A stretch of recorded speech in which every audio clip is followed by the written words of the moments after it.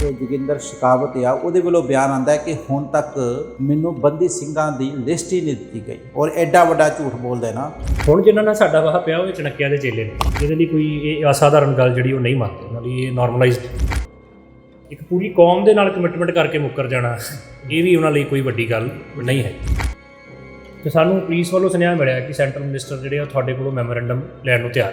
ਅਸੀਂ ਕੋਈ ਮੰਗ ਪੱਤਰ ਲੈ ਕੇ ਕੀ ਨਹੀਂ ਗਏ ਸੀ, ਅਸੀਂ ਤਾਂ ਆਪਣੀ ਗੱਲ 'ਤੇ ਧਿਆਨ ਦੇਣਾ ਚਾਹੁੰਦੇ ਸੀ ਵੀ ਜਿਹੜੀ ਤੁਸੀਂ ਕਮਿਟਮੈਂਟ ਕੀਤੀ ਹੋਈ ਹੈ 550 ਸਾਲਾਂ ਤੇ 2019 ਦੀ, ਉਹ ਪੂਰੀ ਕਰੋ। ਇਹ ਤਾਂ ਇੱਕ ਰਵੱਈਆ ਸੀ ਸਾਡਾ ਜੀ ਵੀ ਉਹ ਬੰਦੀ ਸਿੰਘਾਂ ਦੇ ਮਸਲੇ ਨੂੰ ਲੈ ਕੇ ਕਿੰਨੇ ਕੁ ਸੀਰੀਅਸ ਨੇ। ਅਸੀਂ ਕਿਹਾ ਵੀ ਅਸੀਂ ਕੰਸਰਨ ਬੰਦੇ ਨਾਲ ਮਿਲਣਾ ਔਰ ਅਸੀਂ ਕਿਸੇ ਕੋਲ ਚੱਲ ਕੇ ਨਹੀਂ ਜਾਣਾ। ਕੀ ਭਾਰਤ ਦੀਆਂ ਇੰਟੈਲੀਜੈਂਸ ਏਜੰਸੀਆਂ ਇੰਨੀਆਂ ਫੇਲੀਅਰ ਦੇ ਵਿੱਚ ਨਹੀਂ ਵੀ ਉਹਨਾਂ ਨੂੰ ਪਤਾ ਹੀ ਨਹੀਂ ਵੀ ਪ੍ਰਾਈਮ ਮਿਨਿਸਟਰ ਲਿਸਟ ਜਾਰੀ ਕਰ ਰਿਹਾ, ਹੋਮ ਮਿਨਿਸਟਰ ਦੇ ਡਿਪਾਰਟਮੈਂਟ ਤੋਂ ਲਿਸਟ ਜਾਰੀ ਹੋ ਰਹੀ ਹੈ ਅਤੇ ਜਿਨ੍ਹਾਂ ਦਾ ਨਾਂ ਪਾਇਆ ਜਾ ਰਿਹਾ ਉਹ ਤਾਂ ਪਹਿਲਾਂ ਹੀ ਘਰ ਬੈਠੇ। ਅਸੀਂ ਫਿਰ ਪੁੱਛਿਆ ਵੀ ਕੀ ਇਲੈਕਸ਼ਨ ਤੋਂ ਪਹਿਲਾਂ ਰਿਜ਼ਲਟ ਦੇ ਦੋਗੇ, ਕਿਉਂਕਿ ਸ਼ਾਇਦ ਹਫ਼ਤਾ 10 ਦਿਨ ਰਹਿ ਗਏ ਇਸ ਇਲੈਕਸ਼ਨ। ਇਹ ਗੱਲ ਤਾਂ ਹੁਣ ਕਰਨੈਲ ਸਿੰਘ ਪੰਜੋਲੀ ਹੋਣਾ ਨੇ ਵੀ ਮੰਨੀ ਹੈ ਵੀ ਚਾਹੇ ਡਾਕਟਰ ਮਨਮੋਹਨ ਸਿੰਘ ਦੇ ਵੇਲੇ ਸੀ ਜਾਂ ਪ੍ਰਾਈਮ ਮਿਨਿਸਟਰ ਦੇ ਕੋਲੇ, ਵੀ ਸਭ ਤੋਂ ਵੱਡੀ ਅੜਚਨ ਜਿਹੜਾ ਬਾਦਲ ਪਰਿਵਾਰ ਹੀ ਰਿਹਾ, ਜਿਹੜੇ ਅੱਜ ਫਾਰਮ ਭਰ ਰਹੇ ਨੇ। ਮੀਡੀਆ ਦੇ ਵਿੱਚ ਉਹਨਾਂ ਨੇ ਬਿਆਨ ਦਿੱਤਾ, ਉਹਦੀਆਂ ਵੀਡੀਓਗ੍ਰਾਫਸ, ਫੋਟੋਗ੍ਰਾਫ ਸਾਰਾ ਕੁਝ ਮੇਰੇ ਕੋਲੇ ਮੌਜੂਦ है, मैं ਤੁਹਾਨੂੰ ਦੇ भी देना। ਆਪਾਂ ਇਹ ਵੀਡੀਓ ਵਿੱਚ ਲਾ ਦਿੰਦੇ। हाँ बिल्कुल। आदरणीय सांपला साहब के साथ में विभिन्न सिख संगठनों के लोगों के साथ में चर्चा हुई है और उन्होंने जो प्रतिवेदन दिया, इस प्रतिवेदन के विषय में मैंने माननीय गृह मंत्री जी से भी बात की है और सरकार से विभिन्न स्तरों पर इसके बारे में चर्चा कर रहे हैं। मुझे पूरा विश्वास है कि शीघ्र ही इसके बारे में कुछ न कुछ सकारात्मक निर्णय होगा। ਉਹੀ ਮਿਨਿਸਟਰ ਫਿਰ ਕਹਿ ਰਿਹਾ ਜਦੋਂ ਮੋਰਚਾ ਲੱਗਦਾ ਵੀ ਸਾਡੇ ਕੋਲ ਕੋਈ ਲਿਸਟ ਨਹੀਂ ਹੈ। ਹਾਂ, ਇਹ ਗੱਲ ਸੁਖਬੀਰ ਠੀਕ ਕਹਿ ਰਿਹਾ ਕਿ ਸਾਰਾ ਕੁਝ ਸਿਆਸੀ ਹੈ। ਅਸਲ 'ਚ ਧਰਨੇ ਤੇ ਲਾਠੀ ਚਾਰਜ ਸਿਆਸੀ ਸੀ।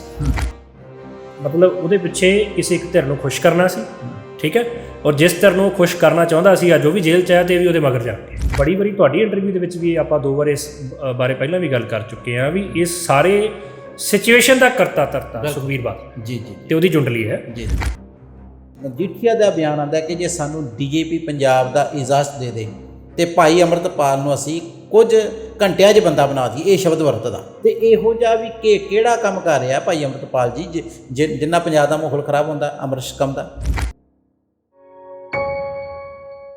ਵਾਹਿਗੁਰੂ ਜੀ ਕਾ ਖਾਲਸਾ, ਵਾਹਿਗੁਰੂ ਜੀ ਕੀ ਫਤਿਹ। ਤੁਸੀਂ ਜੁੜੇ ਹੋ ਅਕਾਲ ਚੈਨਲ ਦੇ ਨਾਲ, ਮੈਂ ਬੇਅੰਤ ਸਿੰਘ।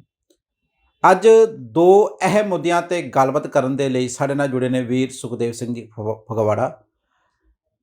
ਪਹਿਲਾ ਮੁੱਦਾ ਹੈ ਕਿ ਬੰਦੀ ਸਿੰਘਾਂ ਦੀ ਰਿਹਾਈ ਵਾਸਤੇ ਕੌਮੀ ਇਨਸਾਫ ਮੋਰਚਾ ਚੰਡੀਗੜ੍ਹ ਦੀ ਧਰਤੀ 'ਤੇ ਪਿਛਲੇ 7 ਤਰੀਕ ਤੋਂ ਲੱਗਾ ਹੋਇਆ, ਤਕਰੀਬਨ 2 ਮਹੀਨੇ ਹੋਣ ਵਾਲੇ ਨੇ। ਔਰ ਕੇਂਦਰੀ ਜਲ ਮੰਤਰੀ ਵੱਲੋਂ ਜੋ ਜੋਗਿੰਦਰ ਸ਼ਿਕਾਵਤ ਆ ਉਹਦੇ ਵੱਲੋਂ ਬਿਆਨ ਆਉਂਦਾ ਹੈ ਕਿ ਹੁਣ ਤੱਕ ਮੈਨੂੰ ਬੰਦੀ ਸਿੰਘਾਂ ਦੀ ਲਿਸਟ ਹੀ ਨਹੀਂ ਦਿੱਤੀ ਗਈ ਔਰ ਐਡਾ ਵੱਡਾ ਝੂਠ ਬੋਲਦਾ ਨਾ। ਔਰ ਇਹਦੇ ਜਿਹੜੇ ਗਵਾਹ ਨੇ ਜਿਨ੍ਹਾਂ ਨੇ ਲਿਸਟ ਹੱਥੀਂ ਫੜਾਈ, ਜਿਨ੍ਹਾਂ ਨੇ ਮੀਡੀਆ 'ਚ ਬਿਆਨ ਦਵਾਇਆ, ਉਹ ਵੀਰ ਸੁਖਦੇਵ ਸਿੰਘ ਫਗਵਾੜਾ ਆਪਣੇ ਜ਼ਬਾਨੀ ਦੱਸਣਗੇ। ਦੂਸਰਾ ਮਸਲਾ ਪੰਜਾਬ ਦੇ ਐਕਸ CM ਤੇ ਉਹਦੇ ਪਿਤਾ ਦਾ ਜਿਹੜਾ ਹੈਗਾ ਕੋਟਕਪੂਰਾ ਬਹਿਬਲ ਕਲਾ ਕਾਂਡ ਵਿੱਚ ਚਲਾਨ ਪੇਸ਼ ਹੋ ਜਾਣਾ, ਨਾਮਜ਼ਦ ਹੋ ਜਾਣਾ, ਉਹਦੇ ਬਾਰੇ ਵੀ ਗੱਲਬਾਤ ਕਰਦੇ ਹਾਂ। ਸਭ ਤੋਂ ਪਹਿਲਾਂ ਵੀਰ ਸੁਖਦੇਵ ਸਿੰਘ ਫਗਵਾੜਾ ਦਾ ਸਵਾਗਤ ਕਰਦੇ ਹਾਂ। ਵੀਰ ਜੀ ਵਾਹਿਗੁਰੂ ਜੀ ਕਾ ਖਾਲਸਾ, ਵਾਹਿਗੁਰੂ ਜੀ ਕਾ ਖਾਲਸਾ, ਵਾਹਿਗੁਰੂ ਜੀ ਕੀ ਫਤਿਹ। ਕੇਂਦਰੀ ਜਲ ਮੰਤਰੀ ਜੋਗਿੰਦਰ ਸ਼ਿਕਾਵਤ ਝੂਠ ਬੋਲਦਾ ਹੈ ਕਿ ਮੈਨੂੰ ਹੁਣ ਤੱਕ ਲਿਸਟ ਹੀ ਨਹੀਂ ਮਿਲੀ। ਇਹਦੇ ਵਿੱਚ ਤੁਸੀਂ ਕੀ ਕਹਿਣਾ ਚਾਹੁੰਦੇ ਹੋ ਔਰ ਕਿੰਨਾ ਕੁ ਸੱਚ ਹੈ? ਦੇਖੋ, ਐਕਚੁਅਲੀ ਕੀ ਹੈ ਵੀ ਸਾਡਾ ਹੁਣ ਤੱਕ ਜਿਨ੍ਹਾਂ ਨਾਲ ਵਾਹ ਪੈਂਦਾ ਰਿਹਾ ਨਾ ਦਿੱਲੀ ਤਖਤ ਤੇ ਹੁਕਮਰਾਨਾਂ ਦੇ ਨਾਲ, ਉਹ ਸਿੱਧੇ ਤੌਰ 'ਤੇ ਸਰੀਰ ਦੇ ਉੱਤੇ ਵਾਰ ਕਰਨ ਵਾਲੇ ਸੀ, ਸਾਡੇ 'ਤੇ ਫਿਜ਼ੀਕਲੀ ਵਾਰ ਕਰਨ ਵਾਲੇ ਸੀਗੇ ਜੀ। ਹੁਣ ਜਿਨ੍ਹਾਂ ਨਾਲ ਸਾਡਾ ਵਾਹ ਪਿਆ ਉਹ ਚਣਕਿਆਂ ਦੇ ਚੇਲੇ ਨੇ, ਹੈ ਨਾ।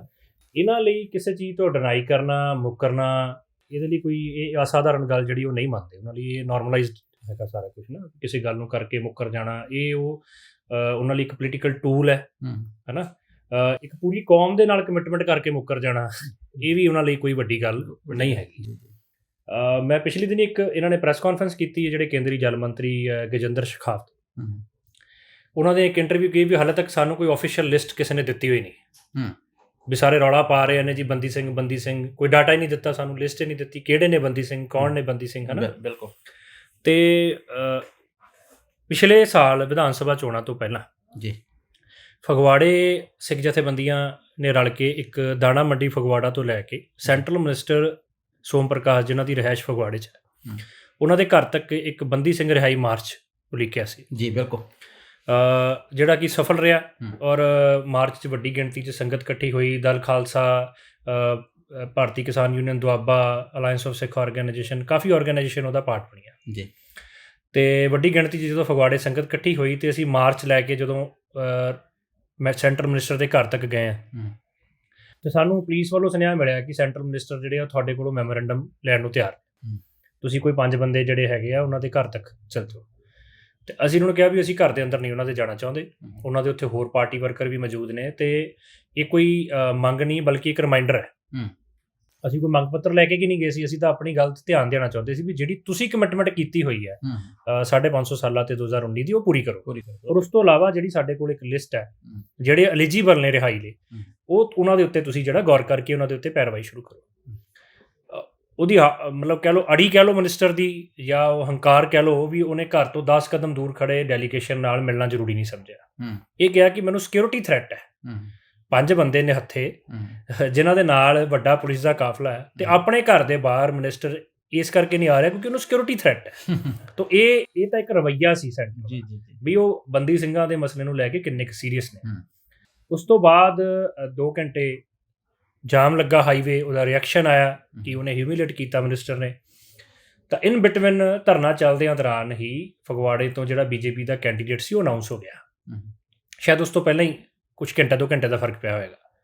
ਤਾਂ ਜਿਹੜਾ ਉਸ ਤੋਂ ਬਾਅਦ ਮੌਜੂਦਾ ਕੈਂਡੀਡੇਟ ਆਇਆ, ਅਸੀਂ ਰਿਐਕਸ਼ਨ ਦੇ ਤੌਰ 'ਤੇ ਅਨਾਊਂਸ ਕੀਤਾ, ਜਲੰਧਰ ਮੀਟਿੰਗ ਕੀਤੀ ਵੀ ਅਸੀਂ ਹੁਣ 3 ਫੇਰੀਆਂ ਸੀ ਨਰਿੰਦਰ ਮੋਦੀ ਦੀਆਂ, ਜਿਨ੍ਹਾਂ 'ਚੋਂ ਇੱਕ ਸ਼ਾਇਦ ਫੇਲ ਹੋ ਚੁੱਕੀ ਸੀ। ਉਸ ਤੋਂ ਬਾਅਦ ਉਹਦੀਆਂ 2 ਫੇਰੀਆਂ ਸੀਗੀਆਂ। ਅਸੀਂ ਕਿਹਾ ਵੀ ਅਸੀਂ ਨਰਿੰਦਰ ਮੋਦੀ ਦੀਆਂ ਜਿਹੜੀਆਂ ਪੰਜਾਬ ਫੇਰੀਆਂ ਦਾ ਵਿਰੋਧ ਕਰਾਂਗੇ, ਜਿਹੜੀ ਉਹਨਾਂ ਦੀਆਂ ਪੋਲੀਟੀਕਲ ਰੈਲੀਜ਼ ਹੈਗੀਆਂ, ਇੱਕ ਜਲੰਧਰ ਸੀ, ਇੱਕ ਪਠਾਨਕੋਟ ਸੀ। ਇਸ ਦੌਰਾਨ ਜਿਹੜਾ ਇੱਥੋਂ ਕੈਂਡੀਡੇਟ ਸੀ ਬੀਜੇਪੀ ਦਾ ਵਿਜੇ ਸਾਂਪਲਾ, ਜਿਹੜੇ ਕਿ ਹੁਣ ਮੌਜੂਦਾ SC ਕਮਿਸ਼ਨ ਦੇ ਚੇਅਰਮੈਨ ਜੀ, ਉਹਨਾਂ ਨੇ ਅਪਰੋਚ ਕੀਤੀ ਵੀ ਤੁਸੀਂ ਸਾਨੂੰ ਦੱਸੋ ਮੈਟਰ ਕੀ, ਅਸੀਂ ਤੁਹਾਡੀ ਗੱਲ ਸੈਂਟਰ ਤੱਕ ਲੈ ਕੇ ਜਾਂਦੇ ਹਾਂ। ਤਾਂ ਅਸੀਂ ਕਿਹਾ ਵੀ ਅਸੀਂ ਕੰਸਰਨ ਬੰਦੇ ਨਾਲ ਮਿਲਣਾ, ਪਰ ਅਸੀਂ ਕਿਸੇ ਕੋਲ ਚੱਲ ਕੇ ਨਹੀਂ ਜਾਣਾ, ਜਿਹਨੇ ਮਿਲਣਾ ਸਾਡੇ ਕੋਲ ਫਗਵਾੜੇ ਆ ਕੇ ਮਿਲੇ ਜੀ, ਠੀਕ ਹੈ। ਤਾਂ ਉਸ ਟਾਈਮ ਬੀਜੇਪੀ ਦੇ ਪੰਜਾਬ ਦੇ ਇੰਚਾਰਜ ਸੀ ਗਜਿੰਦਰ ਸ਼ੇਖਾਵਤ। ਤਾਂ ਉਹਨਾਂ ਨੇ ਮੀਟਿੰਗ ਪਲਾਨ ਕੀਤੀ ਵੀ ਤੁਸੀਂ ਆਪਣਾ ਡੈਲੀਗੇਸ਼ਨ ਲੈ ਕੇ ਆਓ, ਅਸੀਂ ਤੁਹਾਡੀ ਗੱਲ ਸੁਣਨ ਨੂੰ ਤਿਆਰ, ਪਰ ਤੁਸੀਂ ਜਿਹੜਾ ਵਿਰੋਧ ਦਾ ਅਨਾਊਂਸ ਕੀਤਾ ਹੋਇਆ ਉਹਨੂੰ ਹਾਲ ਦੀ ਘੜੀ ਪੈਂਡਿੰਗ ਕਰ ਲਓ। ਫਗਵਾੜੇ ਇੱਕ ਰਿਸੋਰਟ ਦੇ ਵਿੱਚ ਮੀਟਿੰਗ ਹੋਈ ਹੈ। ਉਸ ਡੈਲੀਗੇਸ਼ਨ ਦੇ ਵਿੱਚ ਮੇਰੇ ਨਾਲ ਵੀ ਹੋਰ ਕਹਿ ਲਓ ਵੀ ਬਾਪੂ ਗੁਰਚਰਨ ਸਿੰਘ ਹਵਾਰਾ ਜੀ ਸੀ। ਜਿੰਨੇ ਬੰਦੇ ਇਸ ਮੁੱਦੇ ਨਾਲ ਰੈਲੇਵੈਂਟ ਸੀ, ਜਿਨ੍ਹਾਂ ਨੂੰ ਅਸੀਂ ਛੇਤੀ ਤੋਂ ਛੇਤੀ ਸੁਨੇਹਾ ਭੇਜ ਸਕਦੇ ਸੀ, ਉਹਨਾਂ ਨੂੰ ਅਸੀਂ ਭੇਜਿਆ ਥੋੜ੍ਹੇ ਸਮੇਂ 'ਚ। ਇੱਕ ਦਿਨ ਦਾ ਸਮਾਂ ਸੀਗਾ। ਬਾਪੂ ਗੁਰਚਰਨ ਸਿੰਘ ਹਵਾਰਾ ਜੀ ਆਏ, ਬਾਪੂ ਹਰਦੀਪ ਸਿੰਘ ਡਿਬਡਵਾ ਜੀ, ਜਿਨ੍ਹਾਂ ਦੇ ਪੋਤਰੇ ਦੀ ਸ਼ਹੀਦੀ ਹੋਈ 26 ਜਨਵਰੀ ਨੂੰ, ਹੈ ਨਾ, ਕਿਸਾਨ ਅੰਦੋਲਨ ਦੌਰਾਨ, ਭਾਈ ਹਰਜਿੰਦਰ ਸਿੰਘ ਮਾਝੀ, ਠੀਕ ਹੈ, ਔਰ ਭਾਰਤੀ ਕਿਸਾਨ ਯੂਨੀਅਨ ਦੁਆਬਾ ਦੇ ਲੀਡਰ ਗੁਰਪਾਲ ਸਿੰਘ ਅਤੇ ਅਮਰਜੀਤ ਸਿੰਘ ਸੰਧੂ ਸਾਹਿਬ, ਹੋਰ ਭਾਈ ਮਨਜੀਤ ਸਿੰਘ ਫਗਵਾੜਾ, ਇੱਕ 7-8 ਮੈਂਬਰੀ ਡੈਲੀਗੇਸ਼ਨ ਜਿਹੜਾ ਉਹਨਾਂ ਨੂੰ, ਭਾਈ ਜਸਪਾਲ ਸਿੰਘ ਮੰਝਪੁਰ ਖਾਸ ਤੌਰ 'ਤੇ, ਜਿਨ੍ਹਾਂ ਨੇ ਆਪਣੀ ਹੱਥੀਂ ਲਿਸਟ ਜਿਹੜੀ ਆ ਗਜਿੰਦਰ ਸ਼ੇਖਾਵਤ ਜੀ ਨੂੰ ਉੱਥੇ ਦਿੱਤੀ ਜੀ। ਔਰ ਇਹ ਨਹੀਂ ਵੀ ਕੋਈ ਫੋਟੋ ਖਿਚਾ ਲਈ ਜਾਂ ਮੈਮੋਰੈਂਡਮ ਦੇ ਦਿੱਤਾ ਅਤੇ ਕੋਈ ਗੱਲ ਨਹੀਂ ਹੋਈ। ਮੇਰੇ ਖਿਆਲ ਘੱਟੋ ਘੱਟ, ਮਤਲਬ ਮੈਂ ਮਿਨੀਮਮ ਟਾਈਮ ਕਰਨਾ ਵੀ 1 ਘੰਟਾ ਇਸ ਵਿਸ਼ੇ 'ਤੇ ਡਿਸਕਸ਼ਨ ਹੋਈ ਜੀ। ਔਰ ਅਸੀਂ ਉਹਨਾਂ ਨੂੰ ਕਨਵਿੰਸ ਕੀਤਾ ਵੀ ਇਹ 20 ਰਾਜਸੀ ਸਿੱਖ ਕੈਦੀਆਂ ਦੀ ਲਿਸਟ ਹੈ। ਉਹਨੂੰ ਅਸੀਂ 3 ਤਰੀਕੇ ਨਾਲ ਡਿਫਾਈਨ ਕੀਤਾ ਸੀ ਜੀ। ਮਤਲਬ ਭਾਈ ਜਸਪਾਲ ਸਿੰਘ ਮੰਝਪੁਰ ਹੋਣਾ ਨੇ ਉਹ ਲਿਸਟ ਤਿਆਰ ਕੀਤੀ ਕਿਉਂਕਿ ਉਹ ਬੰਦੀ ਸਿੰਘਾਂ ਦੇ ਕੇਸ ਲੜ ਰਹੇ ਨੇ ਜੀ। ਇੱਕ ਤਾਂ ਅਸੀਂ ਕਿਹਾ ਵੀ ਜਿਹੜੇ ਤੁਸੀਂ ਆਲਰੇਡੀ 9 ਬੰਦੀ ਸਿੰਘਾਂ ਦੀ ਲਿਸਟ 2019 ਨੂੰ ਇੱਕ ਗੈਸਚਰ ਵਜੋਂ ਗੁਰੂ ਨਾਨਕ ਸਾਹਿਬ ਦੇ 550 ਸਾਲਾ ਗੁਰਪੁਰਬ ਨੂੰ ਧਿਆਨ 'ਚ ਰੱਖ ਕੇ ਜਾਰੀ ਕੀਤੀ, ਉਹਦੇ ਵਿੱਚੋਂ 2 ਸਿੰਘਾਂ ਦੀ ਰਿਹਾਈ ਹੋ ਚੁੱਕੀ ਹੈ। ਔਰ ਉਹਦੇ ਵਿੱਚੋਂ 3 ਨਾਮ ਇਹੋ ਜਿਹੇ ਨੇ ਜਿਹੜੇ ਮਿਸਟੇਕਨਲੀ ਵਿੱਚ ਉਹਦੇ ਵਿੱਚ ਲਿਸਟ ਹੈ। ਉਹ ਬੰਦੇ 5 ਸਾਲ ਤੋਂ ਪਹਿਲਾਂ ਹੀ ਘਰ ਬੈਠੇ ਹੋਏ ਨੇ। ਤੁਸੀਂ ਦੇਖੋ ਵੀ ਇੰਡੀਆ ਦੀ ਗਵਰਨਮੈਂਟ ਜੀ ਗੁਰੂ ਨਾਨਕ ਸਾਹਿਬ ਦੇ 550 ਸਾਲਾਂ 'ਤੇ ਗੈਸਚਰ ਦੇ ਵਜੋਂ, ਸ਼ਰਧਾਂਜਲੀ ਵਜੋਂ ਇੱਕ ਲਿਸਟ ਕਰ ਰਹੀ ਹੈ ਵੀ ਅਸੀਂ 8 ਕੈਦੀ ਜਿਹੜੇ ਰਿਹਾ ਕਰਾਂਗੇ, ਔਰ ਇੱਕ ਭਾਈ ਰਾਜੋਆਣਾ ਦੀ ਫਾਂਸੀ ਤੋਂ ਉਮਰ ਕੈਦ 'ਚ ਤਬਦੀਲੀ ਕਰਦੇ ਹਾਂ ਜੀ। ਉਹ ਅੱਜ ਤੱਕ ਨਹੀਂ ਹੋਈ। ਵੈਸੇ ਉਹਨਾਂ 8 ਦੇ ਵਿੱਚੋਂ 2 ਰਿਹਾ ਹੋ ਗਏ, 3 ਪਹਿਲਾਂ ਹੀ 5 ਸਾਲ ਤੋਂ ਘਰੇ ਬੈਠੇ, ਔਰ ਉਹਨਾਂ ਦਾ ਤੁਸੀਂ ਕਦੀ ਨਾਂ ਵੀ ਨਹੀਂ ਸੁਣਿਆ ਹੋਣਾ। ਭਾਈ ਹਰਜਿੰਦਰ ਸਿੰਘ ਕਾਲੀ ਸੀ ਜਾਂ ਹੋਰ 2 ਨਾਮ ਸੀਗੇ, ਅਸੀਂ ਕਦੀ ਨਾਂ ਨਹੀਂ ਸੁਣਿਆ ਉਹਨਾਂ ਦਾ, ਨਾ ਉਹਨਾਂ ਬਾਰੇ ਕਦੀ ਕੋਈ ਰਿਹਾਈ ਦੀ ਗੱਲ ਚੱਲੀ। 5 ਬੰਦੇ ਇਹ ਪਹਿਲੀ ਗੱਲ ਤਾਂ ਇਹ ਇੱਕ ਕਹਿ ਲਓ ਵੀ ਇਹ ਫਰੇਬ ਹੈ ਵੀ ਕੀ ਭਾਰਤ ਦੀਆਂ ਇੰਟੈਲੀਜੈਂਸ ਏਜੰਸੀਆਂ ਇੰਨੀਆਂ ਫੇਲੀਅਰ ਦੇ ਵਿੱਚ ਨਹੀਂ ਵੀ ਉਹਨਾਂ ਨੂੰ ਪਤਾ ਹੀ ਨਹੀਂ ਵੀ ਪ੍ਰਾਈਮ ਮਿਨਿਸਟਰ ਲਿਸਟ ਜਾਰੀ ਕਰ ਰਿਹਾ, ਹੋਮ ਮਿਨਿਸਟਰ ਦੇ ਡਿਪਾਰਟਮੈਂਟ ਤੋਂ ਲਿਸਟ ਜਾਰੀ ਹੋ ਰਹੀ ਹੈ, ਅਤੇ ਜਿਨ੍ਹਾਂ ਦਾ ਨਾਂ ਪਾਇਆ ਜਾ ਰਿਹਾ ਉਹ ਤਾਂ ਪਹਿਲਾਂ ਹੀ ਘਰ ਬੈਠੇ ਨੇ, ਉਹ ਰਿਹਾ ਹੋ ਚੁੱਕੇ ਨੇ, ਉਹਨਾਂ ਦੇ ਕੇਸ ਖਤਮ ਹੋ ਚੁੱਕੇ ਨੇ। ਅਸੀਂ ਕਿਹਾ ਵੀ ਇਹ 3 ਨਾਮ ਜਿਹੜੇ ਨੇ ਉਹਦੀ ਜਗ੍ਹਾ 'ਤੇ 3 ਨਾਮ ਤਾਂ ਤੁਸੀਂ ਹੁਣੇ ਹੀ ਜਾਓ ਤੇ ਜਿਹੜੇ ਐਲੀਜੀਬਲ ਨੇ, ਜਿਨ੍ਹਾਂ ਦੀ ਸਜ਼ਾ ਪੂਰੀ ਹੋ ਚੁੱਕੀ ਹੈ, ਬੜੈਲ ਜੇਲ੍ਹ ਕਾਂਡ ਵਾਲੇ, ਬਿਆਨ ਸਿੰਘ ਕਾਂਡ ਵਾਲੇ, ਜਿਨ੍ਹਾਂ 'ਚ ਭਾਈ ਗੁਰਮੀਤ ਸਿੰਘ ਇੰਜੀਨੀਅਰ ਸੀ, ਭਾਈ ਸ਼ਮਸ਼ੇਰ ਸਿੰਘ ਸੀ, ਹੈ ਨਾ, ਤੇ ਇਹਨਾਂ ਦਾ ਜਿਹੜਾ ਤੁਸੀਂ ਤਿੰਨ ਤਾਂ ਇਹ ਨਾ ਹੋਣਾ ਹੀ, ਤੁਸੀਂ ਉਸੇ ਲਿਸਟ ਦੇ ਵਿੱਚ ਹੀ ਪਹਿਲਾਂ ਤਾਂ ਜਿਹੜੇ ਗਲਤ ਲਿਖੇ ਗਏ ਨੇ ਉਹਨਾਂ ਨੂੰ ਐਡਜਸਟ ਕਰੋ। ਬਿਲਕੁਲ ਠੀਕ ਹੈ। ਔਰ ਉਸ ਤੋਂ ਬਾਅਦ ਦੂਜੀ ਲਿਸਟ ਹੈ ਵੀ ਜਿਹੜੇ ਐਲੀਜੀਬਲ ਨੇ, ਚਾਹੇ ਭਾਈ ਜਗਤਾਰ ਸਿੰਘ ਤਾਰਾ ਹੈ, ਭਾਈ ਹਵਾਰਾ ਨੇ, ਭਾਈ ਭਿਓਰਾ ਨੇ, ਉਹਨਾਂ ਦੀ ਲਿਸਟ ਸੀ। ਤੀਸਰੀ ਲਿਸਟ ਇੱਕ ਇਹੋ ਜਿਹੀ ਸੀਗੀ ਜਿਨ੍ਹਾਂ ਦੇ ਵਿੱਚ ਨਵੇਂ ਸ਼ਹਿਰ ਕੇਸ, ਜਿਹੜੇ ਉਮਰ ਕੈਦ ਵਾਲੇ ਕੇਸ, ਕਿਤਾਬਾਂ ਰੱਖਣ ਦੇ ਦੋਸ਼ ਵਜੋਂ ਭਾਈ ਰਵਿੰਦਰ ਸਿੰਘ ਹੋਣੀ, ਨਵੇਂ ਸ਼ਹਿਰ ਵਾਲੇ, ਉਹਨਾਂ ਤਿੰਨਾਂ ਦਾ ਵੀ ਨਾਮ ਅਸੀਂ ਕਿਹਾ ਵੀ ਇੱਕ ਆਧਾਰ 'ਤੇ ਤੁਸੀਂ ਇਹਨਾਂ ਨੂੰ ਵੀ ਲੈ ਸਕਦੇ ਹੋ, ਕਿਉਂਕਿ ਅਗਰ ਜਿਨ੍ਹਾਂ ਪੁਲਿਸ ਕਰਮੀਆਂ ਨੂੰ ਫੇਕ ਐਨਕਾਊਂਟਰ ਦੇ ਵਿੱਚ, ਝੂਠੇ ਮੁਕਾਬਲਿਆਂ ਦੇ ਵਿੱਚ ਸਜ਼ਾਵਾਂ ਹੋਈਆਂ ਉਮਰ ਕੈਦ ਦੀਆਂ, ਰਾਜਪਾਲ ਨੇ ਉਹਨਾਂ ਨੂੰ ਮਾਫੀ ਦੇ ਕੇ 5-5 ਸਾਲ 'ਚ ਉਹਨਾਂ ਦੀ ਰਿਹਾਈ ਕਰਾਤੀ। ਬਿਲਕੁਲ ਵੀ ਜੇ ਪੁਲਿਸ ਕਰਮੀ, ਜੇ ਸੰਵਿਧਾਨ ਦੇ ਅੰਡਰ ਤੁਸੀਂ ਪੁਲਿਸ ਕਰਮੀ ਰਿਹਾ ਕਰ ਰਹੇ ਹੋ, ਉਸੇ ਸੰਵਿਧਾਨ ਦੇ ਅੰਡਰ ਇਹਨਾਂ ਨੂੰ ਵੀ ਰਿਹਾ ਕਰੋ। ਬਿਲਕੁਲ ਜੇ ਪੁਲਿਸ ਵਾਲੇ ਐਲੀਜੀਬਲ ਨੇ ਫਿਰ ਇਹ ਵੀ ਐਲੀਜੀਬਲ, ਸੰਵਿਧਾਨ ਤੇ ਕੀ ਹੈ, ਸੰਵਿਧਾਨ ਇੱਕ ਹੈ ਜੀ। ਸੋ ਇਸ ਤਰੀਕੇ ਨਾਲ ਇਹ ਤਕਰੀਬਨ 20 ਸਿੰਘਾਂ ਦੀ ਲਿਸਟ ਸੀ। ਤਾਂ ਉਹ ਜਦੋਂ ਉਹਨੇ ਕਿਹਾ, ਮੰਨਿਆ ਇਸ ਗੱਲ ਨੂੰ ਵੀ ਹੁਣ ਤੱਕ ਸਾਡੇ ਕੋਲ ਕਿਸੇ ਡੈਲੀਗੇਸ਼ਨ ਨੇ ਲਿਸਟ ਨਹੀਂ ਸੀ ਦਿੱਤੀ, ਤੁਸੀਂ ਪਹਿਲੇ ਬੰਦੇ ਹੋ ਜਿਨ੍ਹਾਂ ਨੇ ਪੂਰੀ ਤਰੀਕੇ ਨਾਲ ਇਹਨੂੰ ਜਿਹੜਾ ਡਿਸਕ੍ਰਾਈਬ ਵੀ ਕੀਤਾ ਔਰ ਸਾਰਾ ਕੁਝ ਸਮਝਾਇਆ ਵੀ ਇਹ ਲਿਸਟ ਕੀ ਹੈ। ਔਰ ਸਾਡੇ ਬੈਠੇ ਆ ਜੀ ਗਜਿੰਦਰ ਸ਼ੇਖਾਵਤ ਨੇ ਹੋਮ ਮਿਨਿਸਟਰ ਨਾਲ ਗੱਲ ਕੀਤੀ ਜੀ, ਮੈਂ ਸਾਨੂੰ ਨਹੀਂ ਪਤਾ, ਪਹਿਲਾਂ ਉਹਨੇ ਕਿਸੇ ਇੱਕ ਨੂੰ ਫੋਨ ਕੀਤਾ, ਉਸ ਤੋਂ ਬਾਅਦ ਉਹਨੇ ਕਿਹਾ ਵੀ ਮੇਰੀ ਅਮਿਤ ਸ਼ਾਹ ਜੀ ਨਾਲ ਗੱਲ ਕਰਾਓ ਜੀ, ਠੀਕ ਹੈ। ਔਰ ਵਿਦਨ ਕਹਿ ਲਓ ਵੀ 5 ਤੋਂ 7 ਮਿੰਟ ਦੇ ਵਿੱਚ ਉਹਨੇ ਕਿਹਾ ਵੀ ਤੁਹਾਡੀ ਇਮੀਡੀਏਟ ਮੀਟਿੰਗ ਤਾਂ ਅਮਿਤ ਸ਼ਾਹ ਜੀ ਨਾਲ ਨਹੀਂ ਹੋ ਸਕਦੀ ਕਿਉਂਕਿ ਇਲੈਕਸ਼ਨ ਚੱਲ ਰਹੀਆਂ ਨੇ, ਤੇ ਅਸੀਂ ਇਲੈਕਸ਼ਨ ਤੋਂ ਬਾਅਦ ਤੁਹਾਡੀ ਮੀਟਿੰਗ ਵੀ ਕਰਾ ਦਾਂਗੇ, ਤੁਸੀਂ ਆਪਣਾ ਪੱਖ ਵੀ ਰੱਖ ਦਿਓ ਜਾ ਕੇ। ਔਰ ਇਹ ਪਹਿਲੀ ਵਾਰੀ ਸਾਨੂੰ ਇਹ ਲਿਸਟ ਮਿਲੀ ਆ, ਅਸੀਂ ਅਮਿਤ ਸ਼ਾਹ ਜੀ ਤੱਕ ਪਹੁੰਚਾ ਕੇ ਤੁਹਾਡਾ ਕੰਮ ਬਹੁਤ ਜਲਦ, ਜਿਹੜਾ ਲਫ਼ਜ਼ ਉਹਨੇ ਯੂਜ਼ ਕੀਤਾ ਵੀ ਬਹੁਤ ਜਲਦ ਤੁਹਾਨੂੰ ਰਿਜ਼ਲਟ ਮਿਲ ਜਾਏ। ਅਸੀਂ ਫਿਰ ਪੁੱਛਿਆ ਵੀ ਕੀ ਇਲੈਕਸ਼ਨ ਤੋਂ ਪਹਿਲਾਂ ਰਿਜ਼ਲਟ ਦੇ ਦੋਗੇ, ਕਿਉਂਕਿ ਸ਼ਾਇਦ ਹਫ਼ਤਾ 10 ਦਿਨ ਰਹਿ ਗਏ ਸੀ ਇਲੈਕਸ਼ਨ ਨੂੰ, ਵੀ ਕਿ ਉਸ ਤੋਂ ਪਹਿਲਾਂ ਰਿਜ਼ਲਟ ਮਿਲ ਜਾਣਗੇ। ਉਹਨੇ ਕਿਹਾ ਨਹੀਂ ਜੀ ਬਹੁਤ ਜਲਦ। ਅਸੀਂ ਕਿਹਾ ਫਿਰ ਇਹ ਗੱਲ ਮੀਡੀਆ 'ਚ ਕਹਿ ਦਿਓ, ਠੀਕ ਹੈ। ਔਰ ਉਸ ਤੋਂ ਬਾਅਦ ਉਹਨਾਂ ਨੇ ਜਿਹੜਾ ਸਾਡੇ ਕੋਲੋਂ ਮੈਮੋਰੈਂਡਮ ਲਿਆ ਔਰ ਚਲੋ ਹੋਰ ਗੱਲਾਂ ਬਾਤਾਂ ਉਹਨਾਂ ਨੇ ਬਾਦਲ ਪਰਿਵਾਰ ਬਾਰੇ ਵੀ ਦੱਸੀਆਂ ਵੀ ਸਾਡੇ ਕੋਲ ਉਹਨਾਂ ਨੇ ਅੱਜ ਤੱਕ ਕਦੀ ਇਸ ਇਸ਼ੂ ਨੂੰ ਸਾਨੂੰ ਪਰਸਿਊ ਹੀ ਨਹੀਂ ਕਰਨ ਦਿੱਤਾ, ਸਾਨੂੰ ਧਿਆਨ ਹੀ ਨਹੀਂ ਦੇਣ ਲੈ ਕੇ ਦਿੱਤਾ। ਬਿਲਕੁਲ ਇਹ ਗੱਲ ਤਾਂ ਹੁਣ ਕਰਨੈਲ ਸਿੰਘ ਪੰਜੋਲੀ ਹੋਣਾ ਨੇ ਵੀ ਮੰਨੀ ਹੈ ਵੀ ਚਾਹੇ ਡਾਕਟਰ ਮਨਮੋਹਨ ਸਿੰਘ ਦੇ ਵੇਲੇ ਸੀ ਜਾਂ ਪ੍ਰਾਈਮ ਮਿਨਿਸਟਰ ਦੇ ਵੇਲੇ, ਵੀ ਸਭ ਤੋਂ ਵੱਡੀ ਅੜਚਨ ਜਿਹੜਾ ਬਾਦਲ ਪਰਿਵਾਰ ਹੀ ਰਿਹਾ, ਜਿਹੜੇ ਅੱਜ ਫਾਰਮ ਭਰ ਰਹੇ ਨੇ, ਵੀ ਇਹਨਾਂ ਨੇ ਕਦੀ ਸੈਂਟਰ ਨੂੰ ਇੰਟਰਵੀਨ ਕਰਨ ਹੀ ਨਹੀਂ ਦਿੱਤਾ ਵੀ ਨਹੀਂ ਜੀ ਪੰਜਾਬ ਦਾ ਮਾਹੌਲ ਖਰਾਬ ਹੈ। ਸਭ ਤੋਂ ਵੱਡਾ ਅੜਿੱਕਾ ਤੇ ਇਹ ਦੋਨੋਂ ਪੇਪੋਤੀ ਸੀਗੇ। ਤੇ ਉਸ ਤੋਂ ਬਾਅਦ ਚਲੋ ਮੀਡੀਆ ਦੇ ਵਿੱਚ ਉਹਨਾਂ ਨੇ ਬਿਆਨ ਦਿੱਤਾ, ਉਹਦੀਆਂ ਵੀਡੀਓਗ੍ਰਾਫਸ, ਫੋਟੋਗ੍ਰਾਫ, ਸਾਰਾ ਕੁਝ ਮੇਰੇ ਕੋਲੇ ਮੌਜੂਦ है, मैं ਤੁਹਾਨੂੰ ਦੇ ਵੀ देना। बिल्कुल आप ये वीडियो में चला दो। हाँ बिल्कुल। आदरणीय सांपला साहब के साथ में विभिन्न सिख संगठनों के लोगों के साथ में चर्चा हुई है और उन्होंने जो प्रतिवेदन दिया है, इस प्रतिवेदन के विषय में मैंने माननीय गृह मंत्री जी से भी बात की है और सरकार से विभिन्न स्तरों पर इसके बारे में चर्चा कर रहे हैं। मुझे पूरा विश्वास है कि शीघ्र ही इसके बारे में कुछ न कुछ सकारात्मक निर्णय होगा। ये उस तो बाद ਉਹੀ ਮਿਨਿਸਟਰ ਫਿਰ ਕਹਿ ਰਿਹਾ ਜਦੋਂ ਮੋਰਚਾ ਲੱਗਦਾ ਵੀ ਸਾਡੇ ਕੋਲ ਕੋਈ ਲਿਸਟ ਨਹੀਂ ਹੈ। ਬਿਲਕੁਲ ਕਿੰਨੀ ਇੱਕ ਚਿੱਟੇ ਦਿਨ ਝੂਠ ਬੋਲਣਾ ਔਰ ਕਿੰਨੀ ਹਾਸੋਂ ਨਹੀਂ ਗੱਲ ਆ। ਐ ਕਹਿ ਲਈ ਕਿ ਜ਼ਿੰਮੇਵਾਰ ਬੰਦਾ ਇਹੋ ਜੀ ਗੱਲ ਕਰੇ, ਮਤਲਬ ਕਮਾਲ ਦੀ ਗੱਲ ਹੈ ਵੀ ਉਹ ਬੰਦਾ ਫਿਰ ਜਾ ਕੇ ਤਲਵੰਡੀ ਸਾਬੋ ਜਾਂਦਾ ਹੈ, ਸਿੰਘ ਸਾਹਿਬ ਨੂੰ ਮਿਲਦਾ ਹੈ, ਉੱਥੇ ਫਿਰ ਫਾਰਮ ਵੀ ਭਰਦਾ ਹੈ। ਮਤਲਬ ਇਹ ਇਹਨਾਂ ਲਈ ਛਲ ਕਪਟ, ਝੂਠ, ਫਰੇਬ, ਮੱਕਾਰੀ, ਇਹ ਬਹੁਤ ਸਧਾਰਨ ਗੱਲਾਂ ਨੇ ਔਰ ਇਹਨਾਂ ਤੋਂ ਬਿਨਾਂ ਇਹਨਾਂ ਦੀ ਪੋਲਿਟਿਕਸ ਕੰਪਲੀਟ ਹੀ ਨਹੀਂ ਹੁੰਦੀ। ਜੀ ਬਿਲਕੁਲ। ਸੋ ਇਹ ਮੈਨੂੰ ਲੱਗਦਾ ਵੀ ਮੋਰਚੇ ਦੇ ਵਿੱਚ ਬੈਠੇ ਸਿੰਘ ਜਿਹੜੇ ਅੱਜ ਨੈਗੋਸੀਏਸ਼ਨ ਕਰ ਰਹੇ ਔਰ ਕਰਨੀ ਵੀ ਚਾਹੀਦੀ ਹੈ। ਜੀ ਬਿਲਕੁਲ। ਅਲਟੀਮੇਟਲੀ ਟੇਬਲ ਤੇ ਮਸਲਾ ਹੱਲ ਹੋਣਾ ਔਰ ਜਦੋਂ ਕਰ ਰਹੇ ਨੇ ਤੇ ਉਹ ਪਿਛਲਾ ਐਕਸਪੀਰੀਅੰਸ ਨੂੰ ਧਿਆਨ 'ਚ ਜ਼ਰੂਰ ਰੱਖਣ ਵੀ ਇਹ ਇਹਨਾਂ ਦੀ ਕ੍ਰੈਡੀਬਿਲਿਟੀ ਜਿਹੜੀ ਹੈ ਔਰ ਇਹਨਾਂ ਦੀ ਕਮਿਟਮੈਂਟ ਦੇ ਕਿੰਨੇ ਕੁ ਪੱਕੇ ਨੇ, ਉਹ ਇਸ ਐਗਜ਼ਾਮਪਲ ਤੋਂ ਜਿਹੜਾ ਪਤਾ ਲੱਗ ਜਾਣਾ ਚਾਹੀਦਾ। ਜੀ ਬਿਲਕੁਲ। ਜਿਹੜਾ ਇਹ ਤਾਂ ਮਸਲਾ ਬੰਦੀ ਸਿੰਘਾਂ ਦੀ ਰਿਹਾਈ ਵਾਲੇ ਹੋ ਗਿਆ, ਤੇ ਦੂਜਾ ਕੋਟਕਪੂਰਾ ਤੇ ਬਹਿਬਲ ਕਲਾਂ ਕਾਂਡ ਦਾ ਜਿਹੜਾ ਮਸਲਾ, ਸੁਖਬੀਰ ਬਾਦਲ ਤੇ ਉਹਨਾਂ ਦੇ ਪਿਤਾ ਸ਼੍ਰੀ ਦਾ ਨਾਮਜ਼ਦ ਹੋ ਜਾਣਾ। ਤੇ ਕੱਲ ਸੁਖਬੀਰ ਬਾਦਲ ਪ੍ਰੈਸ ਕਾਨਫਰੰਸ ਕਰ ਰਿਹਾ ਕਿ ਇਹ ਤਾਂ ਸਿਆਸੀ ਹੈ, ਵੀ ਇਸ ਸਾਡੀ ਵਿਰੋਧੀ ਪਾਰਟੀ ਨੇ ਸਾਡਾ ਨਾਮ ਲਿਖਾਇਆ ਤੇ ਜਿਹੜਾ ਉੱਥੇ ਮੰਤਰੀ ਗਿਆ ਸੀ ਤੇ ਉਹ ਮੰਤਰੀ ਧਾਰੀਵਾਲ ਦਾ ਨਾਮ ਲੈਂਦਾ। ਧਾਰੀਵਾਲ ਨੂੰ ਕਹਿੰਦੇ ਵੀ ਧਾਰੀਵਾਲ ਖੁਦ ਕਹਿ ਕੇ ਵੀ ਅਸੀਂ ਇਹਨਾਂ ਦਾ ਨਾਂ ਵਿੱਚ ਨਾਮਜ਼ਦ ਕਰਾਂਗੇ, ਵੀ ਜਦੋਂ ਕਿ ਹੋਣਾ ਨਹੀਂ ਸੀ, ਮੈਂ ਇੱਥੇ ਪੰਜਾਬ 'ਚ ਨਹੀਂ ਸੀ ਹੈਗਾ। ਇਹੋ ਜਿਹੀ ਗੱਲਾਂ ਕਰਕੇ ਆਪਣੇ ਆਪ ਨੂੰ ਸੱਚਾ ਸਾਬਤ ਕਰਨਾ ਚਾਹੁੰਦੇ ਨੇ। ਦੇਖੋ ਉਸ ਗੱਲ ਨਾਲ ਕੋਈ ਫਰਕ ਨਹੀਂ ਪੈਂਦਾ ਕਿ ਸੁਖਬੀਰ ਬਾਦਲ ਉਦੋਂ ਗੁਜਰਾਤ ਸੀ, ਬੰਬੇ ਸੀ, ਅਮਰੀਕਾ ਸੀ, ਸੋ ਵਟ, ਠੀਕ ਹੈ। ਉਹਦੇ ਕੋਲੇ ਉਹ ਹੋਮ ਮਿਨਿਸਟਰ ਸੀ, ਠੀਕ ਹੈ। ਔਰ ਇਸ ਇਸ਼ੂਜ਼ ਨੂੰ ਲੈ ਕੇ ਜਿਹੜੇ ਮਤਲਬ ਮੈਨੂੰ ਨਹੀਂ ਪਤਾ ਵੀ ਬਹੁਤ ਸਾਰੇ ਸਿੰਘਾਂ ਨੇ of the record, on the record statement ਨਹੀਂ ਦਿੱਤੀ, ਉਹਦੇ ਕਾਰਨ ਨਹੀਂ ਮੈਨੂੰ ਪਤਾ, ਕੋਈ ਐਵੀਡੈਂਸ ਨਹੀਂ ਸੀ ਜਾਂ ਕੀ ਸੀਗਾ। ਆਫ ਦੀ ਰਿਕਾਰਡ ਇਹ ਗੱਲ ਕਹੀ ਵੀ ਸੁਖਬੀਰ ਬਾਦਲ ਡਾਇਰੈਕਟ ਜਿਹੜੇ ਉਸ ਵੇਲੇ ਕੋਟਕਪੂਰੇ ਧਰਨੇ 'ਚ ਬੈਠੇ ਸ਼ਖਸੀਅਤਾਂ ਸੀ ਉਹਨਾਂ ਨਾਲ ਉਹਨੇ ਸੰਪਰਕ ਕਰਕੇ ਕਿਸੇ ਨਾ ਕਿਸੇ ਦੇ ਫੋਨ ਤੋਂ ਗੱਲ ਕਰਕੇ, ਪੁਲਿਸ ਵਾਲਿਆਂ ਦੇ ਫੋਨ ਤੋਂ ਵੀ ਗੱਲ ਕਰਕੇ ਕਿਹਾ ਵੀ ਤੁਸੀਂ ਇਹ ਧਰਨਾ ਚੱਕ ਦਿਓ। ਜੀ ਠੀਕ ਹੈ। ਸੋ ਇਹ ਗੱਲਾਂ ਆਫ ਦੀ ਰਿਕਾਰਡ ਕਈ ਸ਼ਖਸੀਅਤਾਂ ਜਿਹੜੀਆਂ ਧਰਨੇ 'ਚ ਮੌਜੂਦ ਸੀ, ਮੈਨੂੰ ਹੁਣ ਪੂਰੀ ਤਰ੍ਹਾਂ ਯਾਦ ਨਹੀਂ ਵੀ ਐਗਜ਼ੈਕਟ ਟਾਈਮ ਡੇਟ ਕਦੋਂ ਕਿੰਨੇ ਕੀ ਸਟੇਟਮੈਂਟ ਦਿੱਤੀ ਹੋਏਗੀ, ਪਰ ਕਈਆਂ ਨੇ ਇਹ ਗੱਲ ਆਫ ਦੀ ਰਿਕਾਰਡ ਮੰਨੀ ਹੈ। ਜੀ ਜੀ ਹਾਂ, ਇਹ ਗੱਲ ਸੁਖਬੀਰ ਠੀਕ ਕਹਿ ਰਿਹਾ ਕਿ ਸਾਰਾ ਕੁਝ ਸਿਆਸੀ ਹੈ। ਅਸਲ 'ਚ ਧਰਨੇ ਤੇ ਲਾਠੀਚਾਰਜ ਸਿਆਸੀ ਸੀ। ਠੀਕ ਹੈ, ਉਹ ਮਤਲਬ ਉਹਦੇ ਪਿੱਛੇ ਕਿਸੇ ਇੱਕ ਧਿਰ ਨੂੰ ਖੁਸ਼ ਕਰਨਾ ਸੀ। ਠੀਕ ਹੈ, ਔਰ ਜਿਸ ਧਿਰ ਨੂੰ ਖੁਸ਼ ਕਰਨਾ ਚਾਹੁੰਦਾ ਸੀ ਅੱਜ ਉਹ ਵੀ ਜੇਲ੍ਹ 'ਚ ਹੈ ਤੇ ਵੀ ਉਹਦੇ ਮਗਰ ਜਾਣਗੇ। ਠੀਕ ਹੈ, ਉਹਨੂੰ ਤਾਂ ਪੈਰੋਲ ਬੀਜੇਪੀ ਦੇ ਰਹੀ ਹੈ, ਪਤਾ ਨਹੀਂ ਸੁਖਬੀਰ ਨੂੰ ਕੱਲ੍ਹ ਨੂੰ ਮਿਲਣੀ ਕਿ ਨਹੀਂ ਮਿਲਣੀ।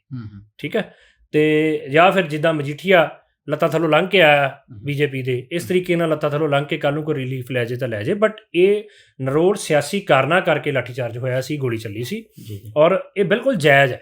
ਔਰ ਮੈਂ ਬੜੀ ਵਾਰੀ ਤੁਹਾਡੀ ਇੰਟਰਵਿਊ ਦੇ ਵਿੱਚ ਵੀ ਆਪਾਂ 2 ਵਾਰ ਇਸ ਬਾਰੇ ਪਹਿਲਾਂ ਵੀ ਗੱਲ ਕਰ ਚੁੱਕੇ ਹਾਂ ਵੀ ਇਹ ਸਾਰੇ ਸਿਚੁਏਸ਼ਨ ਦਾ ਕਰਤਾ ਧਰਤਾ ਸੁਖਬੀਰ ਬਾਦਲ ਤੇ ਉਹਦੀ ਜੁੰਡਲੀ ਹੈ। ਜੇ 2007 ਤੋਂ ਲੈ ਕੇ 2015 ਤੱਕ ਜਾਂ ਉਸ ਤੋਂ ਬਾਅਦ ਵੀ ਜਿਹੜੀਆਂ ਬੇਦਬੀਆਂ ਹੁੰਦੀਆਂ ਰਹੀਆਂ ਇਹਨਾਂ ਦੇ ਰਾਜ 'ਚ, ਉਹਦੇ ਲਈ ਕਰਮਵਾਰ ਸੁਖਬੀਰ ਬਾਦਲ ਪੂਰਾ ਟੱਬਰ ਉਸ ਲਈ ਜ਼ਿੰਮੇਵਾਰ ਹੈ। ਜੀ ਬਿਲਕੁਲ। ਜਦੋਂ ਪਿਛਲੇ ਦਿਨ ਅਜਨਾਲੇ ਵਾਲੀ ਘਟਨਾ ਹੋਈ ਹੈ, ਉਸ ਵਕਤ ਫੇਸਬੁੱਕ ਤੇ ਲੋਕਾਂ ਦੇ ਕਮੈਂਟ ਸਨ ਜੀ ਅੱਜ ਕਿਤੇ ਪੰਥਕ ਸਰਕਾਰ ਹੁੰਦੀ ਤੇ 4-5 ਸਿੰਘਾਂ ਤੇ ਗੋਲੀਆਂ ਵੱਜਣੀਆਂ ਸਨ, ਮਰ ਜਾਣੇ ਸੀ, ਅੱਜ ਉੱਥੇ ਸ਼ਹੀਦ ਹੋ ਜਾਣੇ ਸੀ। ਜੇ ਉੱਥੇ ਅੱਜ ਪੰਥਕ ਸਰਕਾਰ ਜੇ ਆਮ ਆਦਮੀ ਪਾਰਟੀ ਦੇ ਪੱਖ ਵੀ ਚਲੋ ਚੰਗਾ ਕਹਿ ਲਈਏ ਵੀ ਉਹੋ ਜਿਹੀ ਗੱਲ ਨਹੀਂ ਹੋਈ ਉੱਥੇ। ਇੱਕ ਸਵਾਲ ਹੋ ਰਿਹਾ, ਲਾਸਟ ਮਜੀਠੀਆ ਦਾ ਬਿਆਨ ਆਉਂਦਾ ਕਿ ਜੇ ਸਾਨੂੰ ਡੀਜੀਪੀ ਪੰਜਾਬ ਦਾ ਇਜਾਜ਼ਤ ਦੇ ਦੇ ਤੇ ਭਾਈ ਅੰਮ੍ਰਿਤਪਾਲ ਨੂੰ ਅਸੀਂ ਕੁਝ ਘੰਟਿਆਂ 'ਚ ਬੰਦਾ ਬਣਾ ਦਈਏ, ਇਹ ਸ਼ਬਦ ਵਰਤਦਾ। ਤੇ ਇਹੋ ਜਿਹਾ ਵੀ ਕਿਹੜਾ ਕੰਮ ਕਰ ਰਿਹਾ ਭਾਈ ਅੰਮ੍ਰਿਤਪਾਲ ਜੀ ਜਿੰਨਾ ਪੰਜਾਬ ਦਾ ਮਾਹੌਲ ਖਰਾਬ ਹੁੰਦਾ, ਅੰਮ੍ਰਿਤ ਛਕਾਉਂਦਾ, ਬੱਚਿਆਂ ਨੂੰ ਨਸ਼ਿਆਂ ਤੋਂ ਦੂਰ ਕਰਦਾ। ਤੁਸੀਂ ਸਾਡੇ ਹੱਕ ਨਹੀਂ ਦਿੰਦੇ ਤੇ ਹੱਕ ਮੰਗਣ ਦੇ ਲਈ ਸਾਨੂੰ ਆਪਣਾ ਐਜੀਟੇਸ਼ਨ ਕਰਨਾ ਪੈਂਦਾ ਹੈ। ਤੇ ਇਹ ਬੰਦੇ ਕਹਿੰਦੇ ਅਸੀਂ ਬੰਦੇ ਦਾ ਪੁੱਤ ਬਣਾ ਦਾਂਗੇ, ਔਰ ਇਹੀ ਬਿਆਨ ਅਮਿਤ ਸ਼ਾਹ ਵੀ ਬੋਲਦਾ। ਸੇਮ ਬਿਆਨਾਂ ਵਿੱਚ ਥੋੜ੍ਹਾ ਬਹੁਤਾ ਹੇਰ ਫੇਰ ਹੋ ਸਕਦਾ। ਮੈਂ ਤੁਹਾਨੂੰ ਇੱਕ ਗੱਲ ਕਰਦਾ, ਕਿੱਡੀ ਕਲੈਰਿਟੀ ਹੋ ਜਾਣੀ ਚਾਹੀਦੀ ਸੰਗਤ ਨੂੰ ਜਿਨ੍ਹਾਂ ਨੇ ਇੰਟਰਵਿਊ ਸੁਣਨੀ ਹੈ। ਜੀ। ਅਸੀਂ ਜਦੋਂ ਕੋਈ ਕਾਰਜ ਕਰਦੇ ਹਾਂ ਨਾ, ਅਸੀਂ ਕੀ ਕਹਿੰਦੇ ਵੀ ਗੁਰੂ ਸਾਹਿਬ ਸਾਨੂੰ ਇਜਾਜ਼ਤ ਦੇਣ, ਅਸੀਂ ਐਂ ਕਰਦੇ ਹਾਂ। ਜੀ ਅਸੀਂ ਇਜਾਜ਼ਤ ਕਿਹਦੇ ਕੋਲ ਮੰਗਦੇ ਹਾਂ? ਜਿਹਦੇ ਕੋਲ ਅਸੀਂ ਬੈਕਅਪ ਮੰਗਦੇ ਹਾਂ, ਜਿਹਦੇ ਲਈ ਅਸੀਂ ਸਮਰਪਿਤ ਹੁੰਦੇ ਹਾਂ। ਬਿਲਕੁਲ। ਮਜੀਠੀਆ ਦਾ ਇਹ ਬਿਆਨ ਕਿ ਡੀਜੀਪੀ ਇਜਾਜ਼ਤ ਦੇਵੇ ਦਾ ਮਤਲਬ ਉਹ ਸਟੇਟ ਨੂੰ ਸਮਰਪਿਤ ਹੈ। ਬਿਲਕੁਲ। ਡੀਜੀਪੀ ਤਾਂ ਇੱਕ ਕਹਿ ਲਓ ਵੀ ਇੱਕ ਡੈਜ਼ਿਗਨੇਸ਼ਨ ਹੈ। ਮਤਲਬ ਕੀ ਆ ਵੀ ਮੈਂ ਸਟੇਟ ਨੂੰ ਸਮਰਪਿਤ ਹਾਂ, ਸਟੇਟ ਦਾ ਪਿਆਦਾ ਹੈ, ਸਟੇਟ ਮੈਨੂੰ ਇਜਾਜ਼ਤ ਦੇਵੇ ਤੇ ਮੈਂ ਕਰ ਦੂੰਗਾ ਤੇ ਮੈਂ ਉਹ ਕਰ ਦੂੰ। ਤੇ ਜੇ ਸਟੇਟ ਨਹੀਂ ਇਜਾਜ਼ਤ ਦਿੰਦੀ ਤੇ ਫਿਰ ਜੇ ਸਟੇਟ ਕੱਲ੍ਹ ਨੂੰ ਕਹਿ ਦਿੰਦੀ ਹੈ ਤੂੰ ਅੰਮ੍ਰਿਤਪਾਲ ਦਾ ਸਮਰਥਨ ਕਰ, ਮੈਂ ਕਰ ਦਿਆਂਗਾ। ਇਹਦਾ ਮਤਲਬ ਮੈਂ ਕੁਝ ਨਹੀਂ ਹਾਂ, ਮੇਰੀ ਕੋਈ ਹਸਤੀ ਨਹੀਂ, ਮੇਰੀ ਕੋਈ ਵਿਚਾਰਧਾਰਾ ਨਹੀਂ, ਮੇਰੀ ਕੋਈ ਸੋਚ ਨਹੀਂ। ਮੈਂ ਇੱਕ ਸਟੇਟ ਦਾ ਪਿਆਦਾ ਹਾਂ ਜਿਹਦੇ ਕੋਲੋਂ ਮੈਂ ਇਜਾਜ਼ਤ ਮੰਗ ਰਿਹਾ। ਤੇ ਡੀਜੀਪੀ ਕੋਲ ਇਜਾਜ਼ਤ ਤਾਂ ਹੀ ਮੰਗ ਰਿਹਾ ਨਾ, ਸਟੇਟ ਕੋਲੋਂ ਇਜਾਜ਼ਤ ਮੰਗ ਰਿਹਾ ਅਲਟੀਮੇਟਲੀ। ਜਿਵੇਂ ਮੈਂ ਪਹਿਲਾਂ ਕਿਹਾ ਵੀ ਮਜੀਠੀਆ ਹੁਣ ਉਹ ਲੱਤਾਂ ਥੱਲੋਂ ਲੰਘ ਕੇ ਆਇਆ ਡਰੱਗ ਕੇਸ 'ਚ, ਅੱਜ ਦੀ ਡੇਟ ਦੇ ਵਿੱਚ ਉਹ ਸਟੇਟ ਦਾ ਪਪਟ ਹੈ। ਜੇ ਸਟੇਟ ਉਹਨੂੰ ਕਹਿ ਦਿੰਦੀ ਹੈ ਵੀ ਇਹਨਾਂ ਦੇ ਅਕਾਲੀ ਦਲ ਦੇ ਐਮਐਲਏ ਮੋਹਨ ਲਾਲ ਵਾਂਗੂ ਵੀ ਤੂੰ ਵਿਧਾਨ ਸਭਾ ਦੇ ਵਿੱਚ, ਅਕਾਲੀ ਦਲ ਦੇ ਐਮਐਲਏ ਨੇ 2007 ਦੇ ਵਿੱਚ ਵਿਧਾਨ ਸਭਾ 'ਚ ਪੱਗ ਲਾ ਕੇ ਸਹੁੰ ਚੱਕੀ ਸੀ। ਠੀਕ ਹੈ, ਅੱਜ ਸਟੇਟ ਕਹਿ ਦੂ ਕਿ ਮਜੀਠੀਆ ਨੂੰ ਵੀ ਪੱਗ ਲਾ ਕੇ ਸਹੁੰ ਚੱਕ, ਉਹਨੂੰ ਚੱਕਣੀ ਪੈਣੀ ਹੈ। ਉਹਦੇ ਕੋਲ ਦੂਜੀ ਆਪਸ਼ਨ ਨਹੀਂ ਹੈ ਸਟੇਟ ਦੀ ਬੋਲੀ ਬੋਲਣ ਤੋਂ ਇਲਾਵਾ। ਉਹਦੇ ਕੋਲ 2 ਆਪਸ਼ਨ ਨੇ, ਜਾਂ ਸਟੇਟ ਦਾ ਪਿਆਦਾ ਬਣ ਕੇ ਰਹਿਣਾ ਜਾਂ ਜੇਲ੍ਹ 'ਚ ਰਹਿਣਾ। ਤੇ ਜਿਹੜੀ ਤੰਗੀ ਉਹ ਕੱਟ ਕੇ ਆਇਆ, ਉਹਨੇ ਸਟੇਟ ਦਾ ਪਿਆਦਾ ਬਣਨਾ ਕਬੂਲ ਕੀਤਾ ਤਾਂ ਹੀ ਬਾਹਰ ਤੁਰਿਆ ਫਿਰਦਾ। ਤੇ ਉਹਦੇ ਕੋਲ ਕੋਈ ਆਪਸ਼ਨ ਨਹੀਂ ਹੈ। ਸੋ ਜੇ ਸਟੇਟ ਦੀ ਬੋਲੀ ਨੂੰ ਸਮਝਣਾ ਹੋਵੇ ਤੁਸੀਂ ਤਾਂ ਤੁਸੀਂ ਬਿੱਟੇ ਨੂੰ ਸੁਣ ਲਓ, ਤੁਸੀਂ ਰਵਨੀਤ ਬਿੱਟੂ ਨੂੰ ਸੁਣ ਲਓ, ਤੁਸੀਂ ਮਜੀਠੀਆ ਨੂੰ ਸੁਣ ਲਓ। ਅੱਜ ਦੀ ਡੇਟ ਦੇ ਵਿੱਚ ਮੈਂ ਫਿਰ ਇਹ ਕਹਿ ਰਿਹਾ, ਪਿਛਲੀ ਇੰਟਰਵਿਊ 'ਚ ਵੀ ਆਪਾਂ ਗੱਲ ਕੀਤੀ ਸੀ ਵੀ ਸਟੇਟ ਦੇ ਸਾਰੇ ਕਰਿੰਦੇ, ਸਟੇਟ ਦੀਆਂ ਸਾਰੀਆਂ ਜਿਹੜਾ ਇਨਫਰਾਸਟਰਕਚਰ ਹੁੰਦਾ ਉਹ ਸਾਰਾ ਕੁਝ ਨੰਗਾ ਹੋ ਰਿਹਾ। ਮਤਲਬ ਜਦੋਂ ਤੁਹਾਨੂੰ ਇਹ ਲੱਗੇ ਵੀ ਮਜੀਠੀਆ, ਸੁਖਬੀਰ, ਰਵਨੀਤ ਬਿੱਟੂ, ਸ਼ਿਵ ਸੈਨਾ, ਇਹਨਾਂ ਸਾਰਿਆਂ ਦੀ ਜਦੋਂ ਕਹਿ ਲਓ ਵੀ ਸਟੇਟਮੈਂਟ ਇੱਕੋ ਜਿਹੀ ਆਉਣ ਲੱਗ ਪੈਣ, ਫਿਰ ਤੁਹਾਨੂੰ ਕਲੈਰਿਟੀ ਹੋ ਜਾਣੀ ਚਾਹੀਦੀ ਵੀ ਸਟੇਟ ਲਈ ਕੌਣ ਕੌਣ ਕੰਮ ਕਰ ਰਿਹਾ ਤੇ ਕਿਵੇਂ ਸਟੇਟ ਕੰਮ ਕਰਦੀ ਹੈ। ਇਹ ਸਾਰੇ ਸਟੇਟ ਨੂੰ ਸਮਰਪਿਤ ਨੇ, ਤੇ ਜਿਹੜੇ ਗੁਰੂ ਨੂੰ ਸਮਰਪਿਤ ਨੇ ਗੁਰੂ ਕੋਲ ਇਜਾਜ਼ਤ ਮੰਗਦੇ ਨੇ। ਠੀਕ ਨਹੀਂ, ਇਹ ਸਟੇਟ ਕੋਲ ਸਮਰਪਿਤ ਨੇ, ਸਟੇਟ ਕੋਲੋਂ ਇਜਾਜ਼ਤ ਲੈ ਕੇ ਕਰ ਲੈਣ ਜੋ ਕਰਨਾ, ਕਰਕੇ ਦੇਖ ਲੈਣ ਇੱਕ ਵਾਰੀ ਕੀ ਫਰਕ ਹੈ। ਬਿਲਕੁਲ ਜੀ। ਦਰਸ਼ਕੋ, ਗੱਲਬਾਤ ਅਸੀਂ 2 ਮੁੱਦਿਆਂ ਤੇ ਕਰਨੀ ਸੀਗੀ। ਇੱਕ ਤਾਂ ਬੰਦੀ ਸਿੰਘਾਂ ਦੀ ਰਿਹਾਈ ਦਾ ਜਿਹੜਾ ਮੰਗ ਪੱਤਰ ਜਿਹੜਾ ਉਹਨੂੰ ਰਿਮਾਈਂਡਰ ਦਿੱਤਾ ਗਿਆ ਕੇਂਦਰੀ ਜਲ ਮੰਤਰੀ ਨੂੰ, ਔਰ ਚਿੱਟੇ ਦਿਨ ਝੂਠ ਬੋਲਦਾ, ਅੱਜ ਐਵੀਡੈਂਸ ਪ੍ਰੂਫ ਤੁਹਾਡੇ ਸਾਹਮਣੇ ਰੱਖਾਂਗੇ। ਔਰ ਦੂਸਰਾ ਜਿਹੜਾ ਬਹਿਬਲ ਕਲਾਂ ਗੋਲੀ ਕਾਂਡ ਵਿੱਚ ਪਿਓ ਪੁੱਤਰਾਂ ਦਾ ਨਾਮ ਦਰਜ ਹੁੰਦਾ ਹੈ ਤੇ ਕਹਿੰਦੇ ਸਾਡੀ ਕੋਈ ਵੀ ਸਟੇਟਮੈਂਟ, ਕੋਈ ਫੋਨ ਕਾਲ ਸਾਡੀ ਵਿਖਾ ਦਿਓ, ਅਸੀਂ ਇਹੋ ਜਿਹੀ ਕੋਈ ਗੱਲਬਾਤ ਨਹੀਂ ਕੀਤੀ। ਪਰ ਜੋ ਦੁਨੀਆ ਤੇ ਲੋਕਾਂ ਦੇ ਜ਼ਬਾਨ ਤੇ ਹੈ ਅਕਸਰ ਉਹ ਸੱਚ ਹੋ ਨਿਬੜਦਾ। ਇਹੋ ਜਿਹਾ ਕੁਝ ਇੱਕ ਚੀਜ਼ ਸੌਰੀ ਮੈਂ ਐਡ ਕਰਨਾ ਚਾਹੁੰਦਾ, ਜਿਵੇਂ ਤੁਸੀਂ ਕਿਹਾ ਵੀ ਜੇ ਪੰਥਕ ਸਰਕਾਰ ਹੁੰਦੀ ਤੇ ਉੱਥੇ ਗੋਲੀਆਂ ਚੱਲ ਜਾਣੀਆਂ ਸੀ। ਆਮ ਆਦਮੀ ਪਾਰਟੀ ਸਰਕਾਰ ਦੀ ਤੁਸੀਂ ਕਿਹਾ ਵੀ ਚਲੋ ਚੰਗੀ ਸਿਫਤ ਹੈ, ਉਹਨੇ ਨਹੀਂ ਕੀਤਾ ਜੀ ਨਹੀਂ ਠੀਕ ਹੈ। ਬਿਲਕੁਲ। ਇਹਦਾ ਮਤਲਬ ਹਾਂ, ਸੋਸ਼ਲ ਮੀਡੀਆ ਤੇ ਕਮੈਂਟਸ ਹਨ, ਮੈਂ ਉਹਦੀ ਗੱਲ ਕਰ ਰਿਹਾ। ਇਹਦਾ ਮਤਲਬ ਸਰਕਾਰ ਡਿਸੀਜਨ ਲੈਂਦੀ ਹੈ ਕਿੱਥੇ ਗੋਲੀ ਚੱਲਣੀ ਹੈ, ਹਾਂ ਕਿੱਥੇ ਨਹੀਂ ਚੱਲਣੀ। ਨਹੀਂ ਬਿਲਕੁਲ ਇਹ ਗੱਲ ਤੁਸੀਂ ਆਪਣੇ ਲਫ਼ਜ਼ਾਂ 'ਚ ਕਹਿਤੀ ਵੀ ਜੀ ਸਰਕਾਰ ਨਹੀਂ ਸੀ ਚਾਹੁੰਦੀ, ਇਸ ਕਰਕੇ ਗੋਲੀ ਨਹੀਂ ਚੱਲੀ। ਬਿਲਕੁਲ ਇਹ ਜੇ ਗੱਲ ਸਰਕਾਰ ਚਾਹੁੰਦੀ ਸੀ ਉਦੋਂ ਤੇ ਉਦੋਂ ਗੋਲੀ ਚੱਲੀ ਸੀ। ਦੂਜੀ ਗੱਲ ਇਹ ਕਰਨ ਵਾਲੀ ਸੀ ਸਾਡੇ ਵੀ ਇਸ ਇੱਕ ਘਟਨਾ ਤੋਂ 5 ਘੰਟਿਆਂ 'ਚ ਪੁਲਿਸ ਦਾ ਵਰਕਿੰਗ ਸਟਾਈਲ ਕੀ ਹੈ, ਪੁਲਿਸ ਦੀ ਕ੍ਰੈਡੀਬਿਲਿਟੀ ਕੀ ਹੈ, ਉਹ ਨੰਗੀ ਹੋ ਗਈ ਜੀ। ਬਿਲਕੁਲ ਠੀਕ ਹੈ ਵੀ ਪੁਲਿਸ ਬੰਦਾ ਫੜ ਲੈਂਦੀ ਹੈ, ਉਸ ਤੋਂ ਬਾਅਦ ਪਰਚਾ ਡਿਸਾਈਡ ਕਰਦੀ ਹੈ, ਫਿਰ ਜੇਲ੍ਹ ਭੇਜ ਦਿੰਦੀ ਹੈ। ਜੇਲ੍ਹ ਬੈਠੇ ਬੰਦੇ ਦੇ ਪਿੱਛੋਂ ਜਦੋਂ ਦਬਾਅ ਪੈਂਦਾ, ਜਦੋਂ ਸਰੈਂਡਰ ਕਰਨਾ ਪੈਂਦਾ, ਤੇ 2 ਘੰਟਿਆਂ 'ਚ ਪਤਾ ਲੱਗ ਜਾਂਦਾ ਵੀ ਨਹੀਂ ਬੰਦਾ ਤਾਂ ਨਿਰਦੋਸ਼ ਹੈ, ਉਹ ਤਾਂ ਮੌਕੇ ਤੇ ਹੈ ਹੀ ਨਹੀਂ ਸੀ, ਤੇ ਉਹ ਜੇਲ੍ਹ 'ਚੋਂ ਬਾਹਰ ਆ ਜਾਂਦਾ। ਤੁਸੀਂ ਇਹ ਦੇਖੋ ਵੀ ਇਹ ਜਿਹੜਾ ਐਡਾ ਹਜ਼ੂਮ, ਐਡੀ ਸੰਗਤ ਥਾਣੇ ਵੱਲ ਨੂੰ ਗਈ ਹੈ। ਅਸੀਂ ਡਿਸਕਸ ਕਰਨ ਲੱਗ ਪਏ ਵੀ ਉੱਥੇ ਮਹਾਰਾਜ ਸਰੂਪ ਜਾਣਾ ਚਾਹੀਦਾ ਸੀ ਕਿ ਨਹੀਂ ਚਾਹੀਦਾ ਸੀ। ਉਹ ਵਿਸ਼ਾ ਨਹੀਂ ਹੈਗਾ, ਉਹ ਵਿਸ਼ਾ ਤਾਂ ਇਹ ਸੀ ਵੀ ਪੁਲਿਸ ਦੀ ਕ੍ਰੈਡੀਬਿਲਿਟੀ ਕੀ ਹੈ, ਪੁਲਿਸ ਦਾ ਵਰਕਿੰਗ ਸਟਾਈਲ ਕੀ ਹੈ। ਵੀ ਜੇ ਪੁਲਿਸ ਚਾਹਵੇ ਤਾਂ 2 ਘੰਟਿਆਂ 'ਚ ਡਿਸਾਈਡ ਕਰ ਲੈਂਦੀ ਹੈ ਕਿ ਬੰਦਾ ਨਿਰਦੋਸ਼ ਹੈ। ਔਰ ਇੱਥੋਂ ਤੱਕ ਪੁਲਿਸ ਆ ਗਈ ਵੀ ਪਤਾ ਨਹੀਂ ਇਹੋ ਜਿਹੀ ਘਟਨਾ ਵੀ ਵਾਪਰੀ ਹੈ ਕਿ ਨਹੀਂ ਵਾਪਰੀ। ਪਰਚਾ ਕੈਂਸਲ ਹੋਣ ਦਾ ਮਤਲਬ ਹੈ ਘਟਨਾ ਹੀ ਨਹੀਂ ਵਾਪਰੀ। ਪਹਿਲੇ ਸਟੈਪ 'ਚ ਪੁਲਿਸ ਇਹ ਕਹਿ ਰਹੀ ਹੈ ਵੀ ਬੰਦਾ ਮੌਕੇ ਤੇ ਮੌਜੂਦ ਨਹੀਂ ਸੀ ਪਰ ਘਟਨਾ ਵਾਪਰੀ ਜੀ। ਜਦੋਂ ਉਹ ਕਹਿੰਦੇ ਨਹੀਂ ਜੀ ਪਰਚਾ ਰੱਦ ਕਰਾਵਾਂਗੇ, ਫਿਰ ਕਹਿੰਦੇ ਜੀ ਦੇਖਦੇ ਹਾਂ ਜੀ ਘਟਨਾ ਵੀ ਵਾਪਰੀ ਹੈ ਕਿ ਨਹੀਂ ਵਾਪਰੀ। ਕਦੋਂ? ਜਦੋਂ ਬੰਦਾ ਤੁਸੀਂ ਇੱਕ ਚੱਕ ਕੇ ਜੇਲ੍ਹ ਭੇਜ ਚੁੱਕੇ ਹੋ ਟੌਰਚਰ ਕਰਕੇ। ਇਹ ਹੈ ਪੁਲਿਸ ਦੀ ਕ੍ਰੈਡੀਬਿਲਿਟੀ, ਵਰਕਿੰਗ ਸਟਾਈਲ। ਔਰ ਜਿਹੜਾ ਇੰਨੀ ਸੰਗਤ ਗਈ ਹੈ, ਇਹ ਪੁਲਿਸ ਦੀ ਓਵਰਆਲ ਜਿਹੜੀ ਹੁਣ ਤੱਕ ਦਾ ਵਰਕਿੰਗ ਸਟਾਈਲ ਹੈ, ਉਹਦੇ ਖਿਲਾਫ ਇੱਕ ਕਲੈਕਟਿਵ ਰਿਐਕਸ਼ਨ ਹੈ ਵੀ ਸੰਭਲ ਜਾਓ, ਇਹ ਬੰਦ ਕਰ ਦਿਓ ਜੋ ਤੁਸੀਂ ਕਰ ਰਹੇ ਹੋ। ਜਿਹਨੂੰ ਦਿਲ ਕਰਦਾ ਚੱਕ ਕੇ ਅੰਦਰ ਦੇ ਦਿੰਦੇ ਆ, ਜਿਹਨੂੰ ਦਿਲ ਕਰਦਾ ਛੱਡ ਦਿੰਦੇ ਹੋ। ਔਰ ਸਭ ਤੋਂ ਵੱਡੀ ਗੱਲ ਵੀ ਪੁਲਿਸ ਵਾਲੇ ਆਪ ਹੀ ਉਹ 'ਚ ਵਿਟਨੈਸ ਬਣ ਜਾਂਦੇ ਆ ਵੀ ਅਸੀਂ ਆਪਣੇ ਵੱਲੋਂ ਰਿਪੋਰਟਾਂ ਦਰਜ ਹੁੰਦੀਆਂ, ਆਪ ਹੀ ਇੱਕ ਦਾ ਪੁਲਿਸ ਤਾਂ ਪਾਰਟੀ ਬਣ ਕੇ ਕੰਮ ਕਰ ਰਹੀ ਹੈ। ਇਹਦੇ 'ਚ ਪੁਲਿਸ ਦੀ ਨਿਰਪੱਖਤਾ ਕਿਤੇ ਨਹੀਂ ਨਜ਼ਰ ਆ ਰਹੀ। ਦੂਜੀ ਗੱਲ, ਜੇ ਤੁਹਾਨੂੰ ਇਹ ਲੱਗ ਵੀ ਥਾਣਾ ਬਹੁਤ ਮਾੜੀ ਜਗ੍ਹਾ, ਇਹੋ ਜਿਹੀ ਜਗ੍ਹਾ ਤੇ ਗੁਰੂ ਸਾਹਿਬ ਦਾ ਜਾਣਾ ਬਣਦਾ ਨਹੀਂ। ਕਹਿਣ ਵਾਲੇ ਇਹ ਕਹਿ ਰਹੇ ਆ ਨਾ ਵੀ ਉੱਥੇ ਸ਼ਰਾਬਾਂ, ਮਜੀਠੀਆ ਵੀ ਇਹ ਕਹਿ ਰਿਹਾ ਉੱਥੇ ਸ਼ਰਾਬ ਵੀ ਪੀਤੀ ਹੁੰਦੀ ਜੀ ਮੁਲਾਜ਼ਮਾਂ ਨੇ। ਪਹਿਲੀ ਗੱਲ ਤੇ ਮੰਨ ਰਹੇ ਨੇ ਵੀ ਥਾਣੇ 'ਚ ਸ਼ਰਾਬਾਂ ਕਬਾਬਾਂ ਚੱਲਦੀਆਂ ਨੇ ਜੀ। ਥਾਣੇ ਨੂੰ ਮਾੜੀ ਜਗ੍ਹਾ ਕਹਿ ਰਿਹਾ ਮਜੀਠੀਆ ਵੀ ਇੱਥੇ ਸ਼ਰਾਬ ਵੀ ਚੱਲਦੀ ਹੈ, ਕਬਾਬ ਵੀ ਚੱਲਦੀ ਹੈ। ਇਹੋ ਜਿਹੀ ਮਾੜੀ ਜਗ੍ਹਾ ਤੇ ਮਜੀਠੀਏ ਦੇ ਹਿਸਾਬ ਨਾਲ ਮਾਰੇ ਸਰੂਪ ਨਹੀਂ ਸੀ ਜਾਣੇ ਚਾਹੀਦੇ। ਤੇ ਫਗਵਾੜੇ ਸਿਟੀ ਥਾਣੇ ਦੇ ਵਿੱਚ 20 ਸਾਲਾਂ ਤੋਂ ਮਹਾਰਾਜ ਦਾ ਸਰੂਪ ਪ੍ਰਕਾਸ਼ ਹੈ। ਥੱਲੇ ਸਾਰਾ ਥਾਣਾ ਹੈ ਤੇ ਉੱਪਰਲੇ ਫਲੋਰ ਦੇ ਉੱਤੇ ਗੁਰਦੁਆਰਾ ਬਣਾਇਆ ਜੀ। ਠੀਕ ਹੈ। ਫਿਰ ਜੇ ਥਾਣਾ ਐਡੀ ਮਾੜੀ ਜਗ੍ਹਾ ਹੈ, ਫਿਰ ਪੁਲਿਸ ਤਾਂ 20 ਸਾਲਾਂ ਤੋਂ ਮਹਾਰਾਜ ਦੀ ਨਰਾਦਰੀ ਕਰ ਰਹੀ ਹੈ। ਮਜੀਠੀਆ ਵਿੱਚ ਥਾਣੇ 'ਚ ਕਈ ਵਾਰ ਆਇਆ ਹੋਣਾ, ਚਲੋ ਫਗਵਾੜੇ ਤਾਂ ਆਏ ਹੋਣਾ, ਜਿਹਨਾਂ ਨੂੰ ਅੱਜ ਬੜਾ ਦੁੱਖ ਲੱਗਾ ਵੀ ਮਹਾਰਾਜ ਦੀ ਸਵਾਰੀ ਥਾਣੇ ਚੱਲ ਗਈ। ਜਿਹੜੇ ਪੁਲਿਸ ਮੁਲਾਜ਼ਮਾਂ ਨੂੰ ਦੁੱਖ ਲੱਗਾ 20 ਸਾਲਾਂ ਤੋਂ, ਤਾਂ ਮਤਲਬ ਫਿਰ ਪੁਲਿਸ ਬੇਦਬੀ ਕਰ ਰਹੀ ਹੈ। ਤੁਸੀਂ ਉੱਥੇ ਭਾਵਨਾ ਦੇਖੋਗੇ, ਇੰਟੈਂਸ਼ਨ ਦੇਖੋਗੇ। ਠੀਕ ਹੈ। ਔਰ ਇਹਦੇ ਵਿੱਚ ਜਿਹੜੀ ਅਸਲ ਗੱਲ ਡਿਸਕਸ ਕਰਨ ਵਾਲੀ ਹੈ, ਮੇਰੀ ਹਾਲੇ ਵੀ ਬੇਨਤੀ ਹੈ ਵੀ ਇਹ ਮੋੜਾ ਪਾਓ ਨੈਰੇਟਿਵ ਨੂੰ। ਤੁਸੀਂ ਡਿਸਕਸ ਜੋ ਕਰ ਰਹੇ ਹੋ ਉਹਦੇ ਨਾਲੋਂ ਇਹ ਜ਼ਰੂਰੀ ਹੈ ਵੀ ਦੇਖੋ ਪੁਲਿਸ ਦਾ ਵਰਕਿੰਗ ਸਟਾਈਲ ਹੈ ਜੀ।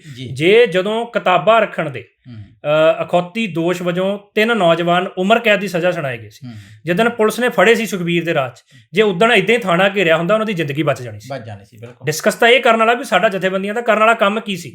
ਅਸੀਂ ਚਾਹੁੰਦੇ ਤਾਂ ਜਿਹਨਾਂ ਬੰਦੀ ਸਿੰਘਾਂ ਨੂੰ ਅਸੀਂ 10-10 ਸਾਲ ਬਾਅਦ ਛਡਾਉਣ ਦੀ ਗੱਲ ਕਰ ਰਹੇ ਉਹਨਾਂ ਨੂੰ ਬੰਦੀ ਬਣਨ ਤੋਂ ਪਹਿਲਾਂ ਬਚਾ ਸਕਦੇ ਸੀ, ਜੇ ਅਸੀਂ ਸਮੇਂ ਸਿਰ ਸਹੀ ਤਰੀਕੇ ਨਾਲ ਰਿਐਕਟ ਕੀਤਾ ਹੁੰਦਾ।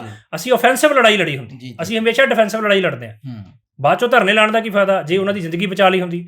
ਅੱਜ ਜਿਵੇਂ ਲਵਪ੍ਰੀਤ ਦੀ ਜ਼ਿੰਦਗੀ ਬਚ ਗਈ, ਇਹ ਇੱਕ ਸਿੱਖ ਨੌਜਵਾਨ ਨੂੰ ਪੁਲਿਸੀਆ ਟੌਰਚਰ ਤੋਂ ਬਚਾ ਕੇ ਘਰ ਲੈ ਕੇ ਆਉਣਾ ਗੁਰੂ ਗ੍ਰੰਥ ਸਾਹਿਬ ਜੀ ਦਾ ਸਤਿਕਾਰ ਹੈ ਕਿ ਬੇਅਦਬੀ ਹੈ, ਇਹ ਵਿਚਾਰ ਕਰਦੇ। ਬਿਲਕੁਲ ਜੀ, ਬਿਲਕੁਲ। ਬਹੁਤ ਸਾਰੇ ਇਹਦੇ ਵਿੱਚੋਂ ਜਿਹੜੇ ਹੈਗੇ ਪੱਖ ਸਮਝਣ ਵਾਲੀ ਲੋੜ ਆ। ਔਰ ਖਾਸ ਕਰਕੇ ਜਦੋਂ ਅਸੀਂ ਸੋਸ਼ਲ ਮੀਡੀਆ 'ਤੇ ਗੱਲਾਂ ਸੁਣਦੇ ਹਾਂ ਜਾਂ ਉਹਨਾਂ ਫੇਸਬੁੱਕੀ ਵਿਦਵਾਨਾਂ ਤੋਂ ਅਸੀਂ ਵੇਖਦੇ ਹਾਂ, ਉਹ ਇੱਕ ਪਾਸੜ ਹੋ ਕੇ ਗੱਲਬਾਤ ਕਰਦੇ ਨੇ, ਪਰ ਜਦੋਂ ਬੱਚਿਆਂ ਦੀ ਜ਼ਿੰਦਗੀ, ਨੌਜਵਾਨਾਂ ਦੀ ਜ਼ਿੰਦਗੀ ਬਚਦੀ ਹੈ ਤੇ ਕੁਝ ਸੋਚਣ ਲਈ ਵੀ ਮਜਬੂਰ ਹੋਣਾ ਪੈਂਦਾ। ਸੋ ਗੱਲਬਾਤ ਕਰ ਰਹੇ ਸੀ ਵੀਰ ਸੁਖਦੇਵ ਸਿੰਘ ਫਗਵਾੜਾ ਨਾਲ।